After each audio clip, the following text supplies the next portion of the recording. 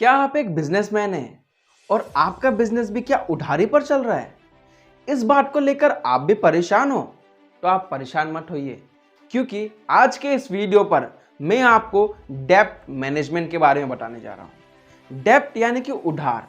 कैसे आप अपने बिजनेस को उधार से मुक्त कर पाओगे, उस चीज के बारे में मैं ऐसे 5 स्ट्रेटेजीज यानी कि 5 स्टेप्स के बारे में आपको बताऊंगा, जहां पर वो स्टेप्स को आप इंप्लीमेंट करके अपने बिजनेस में हुए उधार या फिर जो भी आपके जीवन में उधार है उससे आप मैनेज कर पाओगे और उसे खत्म कर पाओगे। तो चलिए शुरू करते हैं। मेरा नाम है कमलेश कुमार और मैं एज ए IBC यानी कि इंडिपेंडेंट बिजनेस कंसल्टेंट डॉक्टर विवेक बिंडा सर के साथ जुड़ा हुआ हूँ पिछले 1 साल से। आज के इस वीडियो पर मैं आपको ये भी बताऊंगा कि अगर आप बिजनेस में लोन लेना चाहते हो तो लोन लेते समय में किन किन चीज़ों का आपको ध्यान में रखना चाहिए, और उसके बाद लोन यानी कि उधार ले लेने के बाद आप वो उधार को मैनेज कैसे करोगे। तो चलिए पहले स्टेप से हम शुरू करते हैं। आप अगर कोई बिजनेस में लोन लेना चाहते हो तो उस समय में आपको ऐसे 3 C's के बारे में जानना चाहिए। 3 C's होता क्या है? पहला है कैपेसिटी, यानी कि क्या आप अपने बिजनेस के लिए जो उधार ले रहे हो, क्या आपके अंदर उतना क्षमता है वो बिजनेस के उधार को आप चुकता कर पाओ। ऐसा नहीं होना चाहिए कि आपको चाहिए 2 लाख रुपया और आप उधार ले रहे हो 10 लाख रुपया। तो हमेशा ये बात याद रखिए कि अगर आपको उधार लेना है या फिर लोन लेना है या फिर डेब्ट है, तो उसके लिए आप अपने कैपेसिटी के हिसाब से उधार लें। वरना अगर आप कैपेसिटी के हिसाब से उधार नहीं लोगे तो इन फ्यूचर में जाके आपको बहुत ही दिक्कत आने वाला है। दूसरा स्टेप्स मैं आपको बताऊं, कोलेटरल, यानी कि जब भी आप कोई बैंक में जाते हो, है ना, तो वहां पर उधार लेते समय में क्या होता है, आप अपना कोई कोलेटरल्स दे सकते हो। कोलेटरल्स यानी कि कोई भी सामान हो सकता है, जैसे कि आपका जेवर हो गया, आपका ज़मीन हो गया, आपका कोई गाड़ी हो गया, है ना। तो ये आप उस समय में उधर में एज ए कोलेटरल उनको बता सकते हो, उनको दे सकते हो, ताकि वो आपको लोन देने के लिए ज़्यादा देरी ना करें। तीसरा C है आपका कैरेक्टर, यानी कि बैंक हमेशा ये ध्यान में रखता है कि अगर वो किसी को लोन दे रहा है या फिर कोई भी किसी को लोन दे रहा है तो उसका कैरेक्टर कैसा है। यानी कि हो सकता है बैंक आपके नेबर्स, रिलेटिव वहाँ में जाके पता करे कि आपका कैरेक्टर कैसा है, आपके व्यवहार यानी कि बिहेवियर लोगों के प्रति कैसा है, आपका बैंक में सिविल स्कोर कैसा है ना, आपका रहने खाने पीने का ढंग कैसा है। ये सभी चीज़ भी देखा जा सकता है एक लोन लेने के टाइम में।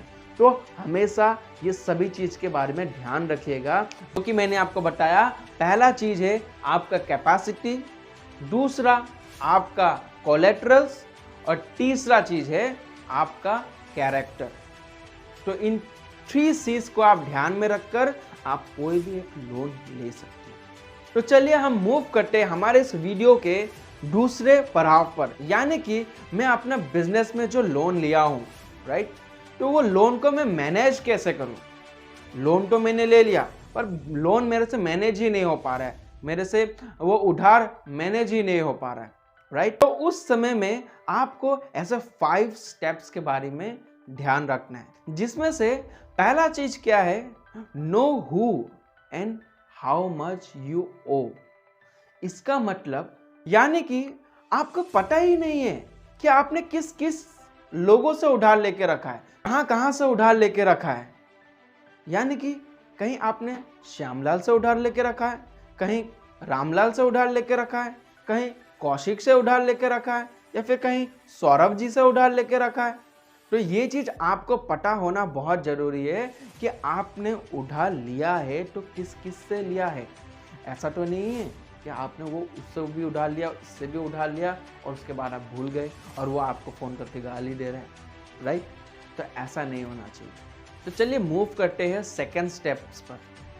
सेकंड स्टेप्स क्या है, पे your bills time on each month.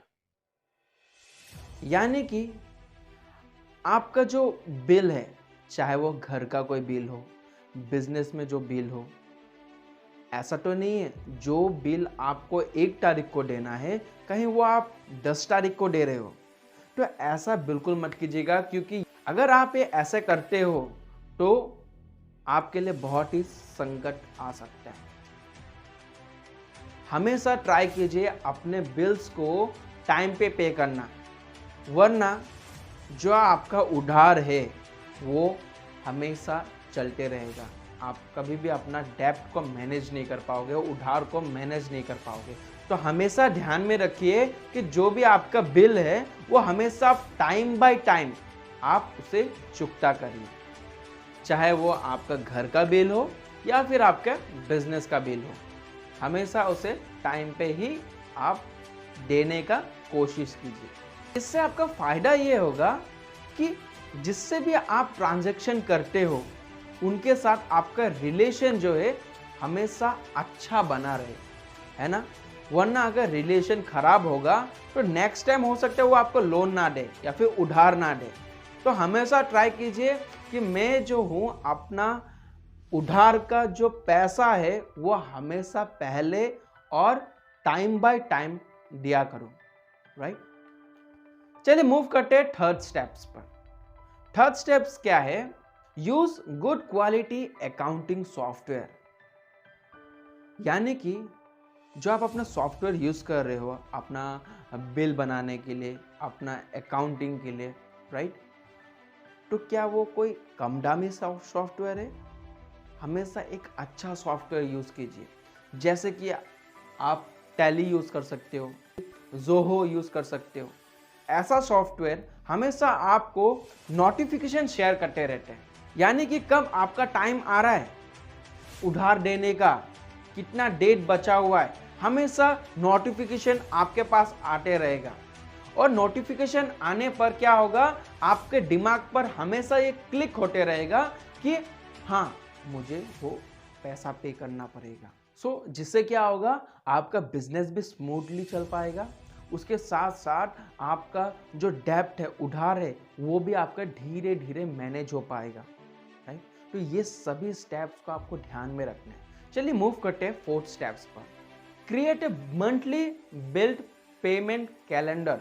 यानी कि आपको हमेशा एक ऐसा कैलेंडर बनाना चाहिए हर महीने का, जहां पर आप जो अपना बिल पे कर रहे हो आपको पता होना चाहिए कि कौन से डेट पर कितने टाइम पे आपको बिल पे करना है।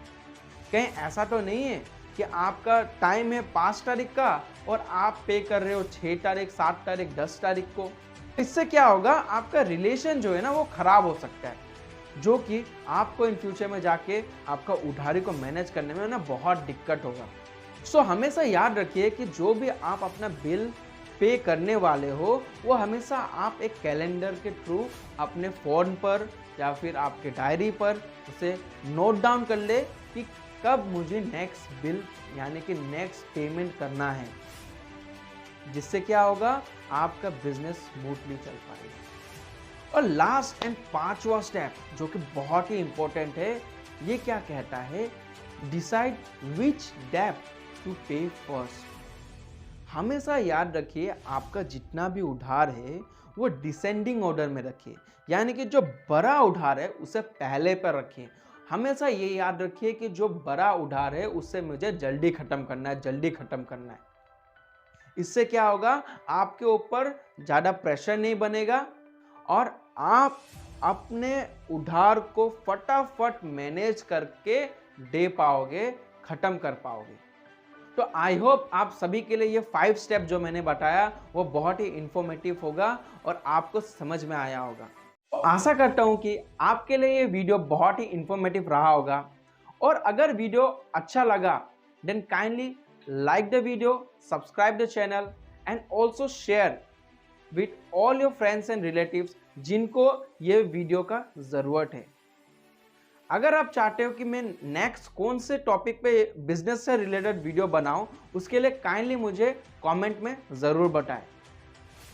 हमारे साथ बने रहने के लिए और इस वीडियो को लास्ट तक देखने के लिए और इसके साथ साथ अपने दोस्त, रिलेटिव, फ्रेंड को शेयर करने के लिए आप सभी को मेरे हृदय की गहराइयों से प्रेम पूर्वक बहुत बहुत धन्यवाद।